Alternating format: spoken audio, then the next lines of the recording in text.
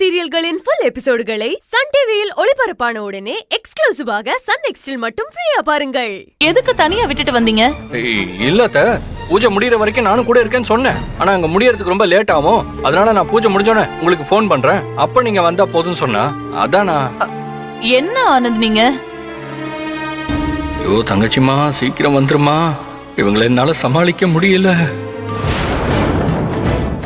சரி நீங்க போய் கார் எடுங்க ஆனந்த், நாம கோயிலுக்கு போலாம். மலர் எல்லாம் என்னால தனியா விடவே முடியாது. ஐயோ அதெல்லாம் வேணாத்த, தங்கச்சிமா பூஜை முடிச்சிட்டு வந்துட்டு இருப்பா.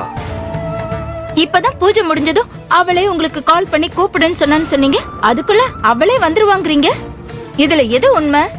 நீங்க எதையோ மறைக்கிற மாதிரி தெரியுதே. மறைக்கவும் இல்ல முறைக்கவும் இல்ல. இன்னைக்கு கொஞ்ச நேரம் சும்மா இருக்கியா அத்த? நீங்க டென்ஷன் ஆகாதீங்க அத்த, நானே போயிட்டு தங்கச்சிமாவை கூட்டிட்டு வந்துடுறேன். மாமா பரவாயில்ல இருங்க, நான் போய் கூட்டு வரேன். ஐயோ அர்ஜுன் அதெல்லாம் வேண்டாம், நீ இப்பதான் எந்திரிச்சிருக்க. நீ குளிச்சு ஃப்ரெஷ் ஆகி கிளம்புறதுக்குலாம் டைம் ஆயிடும். அப்புறம் அங்க தங்கச்சிமா வேற வெயிட் பண்ணிட்டு இருப்பா. அதனால நானே போய் கூட்டு வந்துடுறேன். சரியா? நீ இரு, நான் வந்துடுறேன் அத்த.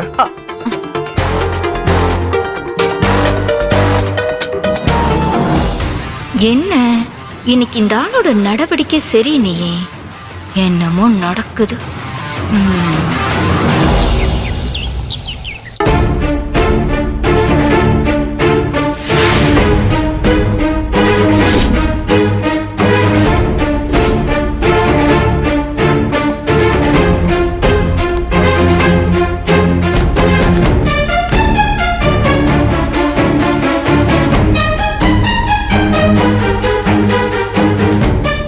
மேடம், நிகிதாவோட கொலை வழக்குல ஏதோ ஒரு முக்கியமான ஆதாரம் இருக்கிறதா எங்க எல்லாரையும் வர சொல்லியிருந்தீங்க. அது என்ன ஆதாரம்?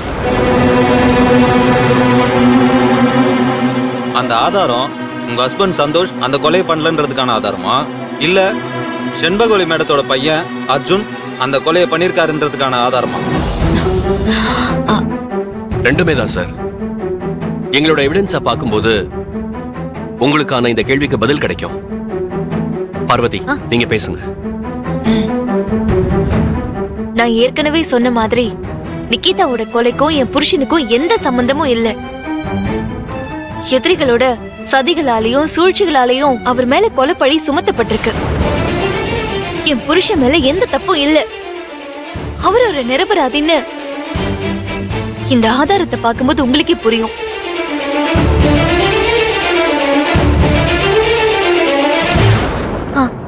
பாருங்க.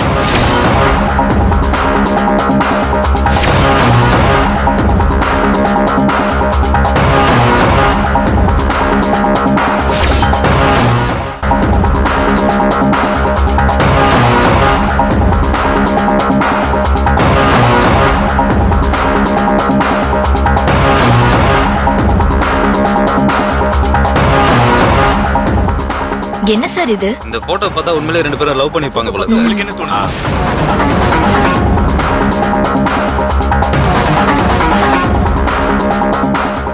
இந்த போட்டோஸ பார்க்கும்போது உங்களுக்கு என்ன நடந்திருக்கும்னு புரியும்னு நினைக்கிறேன்.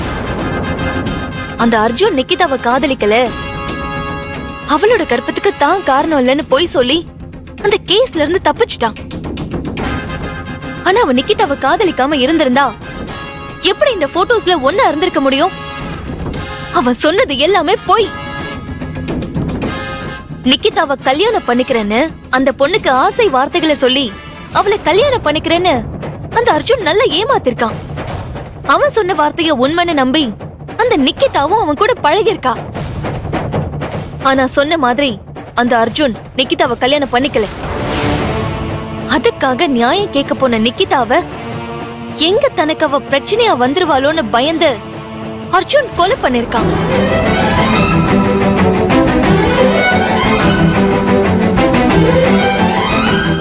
எந்த தப்பு பண்ணாலும் தான் கிட்ட இருக்கிற பணம் அவனை காப்பாத்துங்கிற திமிர்னாலையும் ஆணவத்தினாலையும் அந்த பொண்ணை ஈவேறக்கமே இல்லாம கொலை பண்ணிட்டு எனக்கு சுதந்திரமா வெளியில சுத்திட்டு இருக்கான் அவன். எந்த வித தப்பும் செய்யாத என் புருஷன் அவர் பண்ணாத தப்புக்கான தண்டனையை ஜெயில அனுபவிச்சுட்டு இருக்காரு. இதுக்கெல்லாம் நியாயம் கேட்டுதான் நான் உங்க முன்னாடி உட்கார்ந்திருக்கேன். இந்த ஆதாரத்தை உங்ககிட்ட காட்டுறதுக்கான காரணம் நேரடியா இந்த விஷயம் மக்கள் கிட்ட போய் சேரும், அது மூலமா எனக்கு நியாயம் கிடைக்குங்கிற நம்பிக்கையினாலதான். இத வெறும் போட்டோ ஆதாரமா நினைச்சு மட்டும் விட்டுறாதீங்க. இது ஒரு நிரபராதியை காப்பாத்துறதுக்கான கடைசி வாய்ப்பு. ஒரு குற்றவாளியை தண்டிக்கிறதுக்கு இருக்கிறதுக்கான கடைசி வாய்ப்பா பாருங்க.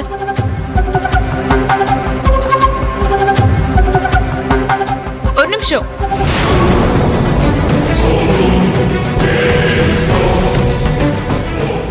எனக்கு சில சந்தேகங்கள் இருக்கு. அதை நீங்க கிளியர் பண்ணுவீங்கன்னு நான் நம்புறேன். இந்த போட்டோ ஆதாரத்தை நீங்க இன்னும் கோர்ட்ல சப்மிட் பண்ணாததுக்கான காரணம் என்ன?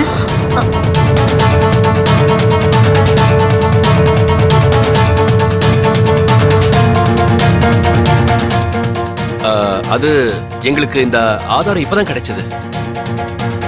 அடுத்த கோர்ட் ஹியரிங் அப்புறம் கண்டிப்பா இந்த ஆதாரத்தை நாங்க சப்மிட் பண்ணுவோம். ஆதாரம் இப்பதான் கிடைச்சதுன்னு சொல்றீங்க, சரி. அம்மா, இந்த ஆதாரம் உங்களுக்கு எப்படி கிடைச்சது? யார் கொடுத்தாங்கன்னு சொல்ல முடியுமா?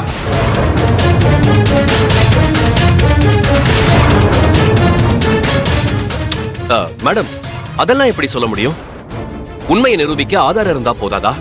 அது எப்படி வந்ததுன்னு தெரிஞ்சுக்க என்ன அவசியம் இருக்கு? அவசியம் இருக்கு சார். உண்மையை நிரூபிக்க ஆதாரம் இருந்தா மட்டும் போதாது. அந்த ஆதாரம் உண்மையாவும் இருக்கணும்ல? மேடம், என்ன இப்படிலாம் क्वेश्चन பண்றீங்க? சார், क्वेश्चन பண்றேன்னு நினைக்காதீங்க. எங்களோட சந்தேகத்தை நான் கேக்குறேன், அவ்வளவுதான். அவங்களுக்கு நியாயம் வாங்கி தரணும்னு எதிர்பார்க்கறீங்கல்ல? அப்போ எங்களோட சந்தேகங்களுக்கு பதில் சொல்லாம எப்படி சார் உங்களுக்கு எங்களால ஹெல்ப் பண்ண முடியும்?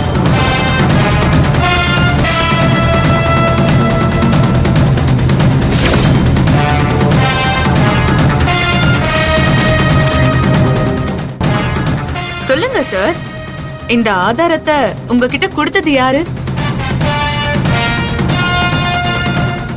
இது தேவையில்லாத கேள்வியா உங்களுக்கு தோணலாம். ஆனா என்னோட சந்தேகம் என்னன்னா, இப்ப இருக்கிற டெக்னாலஜியை யூஸ் பண்ணி யாரு யார் கூட வேணாலும் இருக்கிற மாதிரி போட்டோஸை எடிட் பண்ணி மார்ஃபிங் பண்ண முடியும் இல்லையா? அப்படி இருக்கும்போது இந்த போட்டோஸ் ஒரிஜினல் தான்னு நாங்க எப்படி சார் நம்ப முடியும்? சார், அவங்க கேக்குறதும் கரெக்ட் தானே சார்? எப்படி இந்த போட்டோவை ஒரிஜினல்னு நம்ப முடியும்?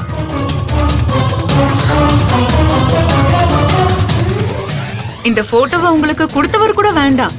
அதை எடுத்தவர் யாருன்னாவது சொல்லுங்க. அவரு நிச்சயமா அந்த நிக்கிதாவும் அர்ஜுனும் ஒன்னா இருக்கிறத நேர்ல பாத்திருப்பாருல்ல? அவரும் ஒரு சாட்சி தானே. அவராவது யாருன்னு சொல்லுங்க.